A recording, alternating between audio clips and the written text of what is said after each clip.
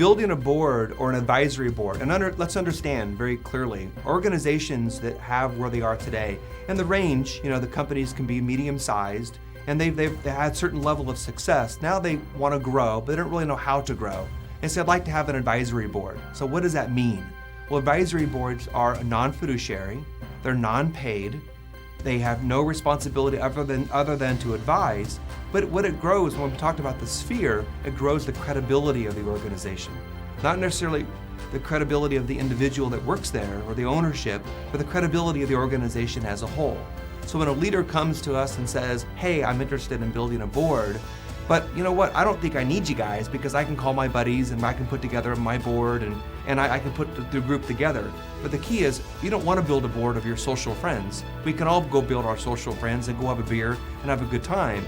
But the key is to find individuals that you don't know. Find individuals that you have no idea exist that bring a certain level of expertise to the table, to your organization, that enable you to have the success you had no idea that you even needed or no idea that you wanted, that helps your organization be that much more successful. Oftentimes when we go into an organization to assess where they are, and not necessarily where they want to go, but where they need to go, it reminds me of a story of a company called Scandinavian Airlines, or SAS. Back in the 70s and 80s, they were having huge issues with customer service and trying to assess where their coffee stains were, what their problems were, where their Achilles heel was, or their warts of the organization. And so they did a survey, let everybody on board the airplane, and they passed out the survey, and they asked 4 basic questions.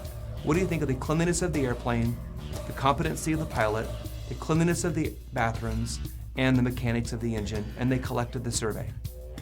And then they did the second survey, and in the second survey, they did one small thing different. They lowered down the third tray, took a cup of coffee, dipped it in coffee, put it on the tray, moved it away, let the little coffee stain dry, put the tray away, and handed out the same survey. Same questions: cleanliness of the airplane, cleanliness of the bathroom, competency of the pilot, and mechanics of the engine. First survey came back, airplane was meticulously clean, bathrooms were very clean, pilots were overly competent, and mechanics of the engine were above average. Second survey, third row back, I guess you can guess where this is going. The airplane was dirty, the bathrooms were dirty, the pilots were incompetent, and the mechanics of the engine were substandard. All based upon what?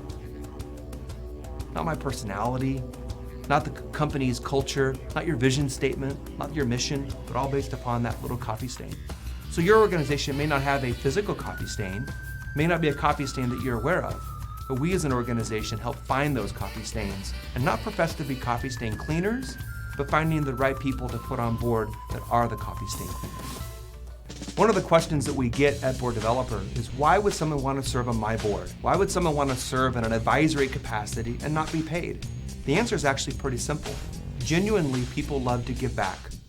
It's a resume builder. Like it or not, you may not want to build your resume, but it is a resume builder for you to serve on a for-profit advisory board for a company. It's a networking opportunity. It's your ability to network with others, and it might turn into a business opportunity because now with this particular organization, you've had the ability to potentially get a new client. Is this your coffee stain? Is this your organizational coffee stain? We'd be happy to meet with you and your organization for a no-obligation consultation, and I sincerely look forward to meeting with you.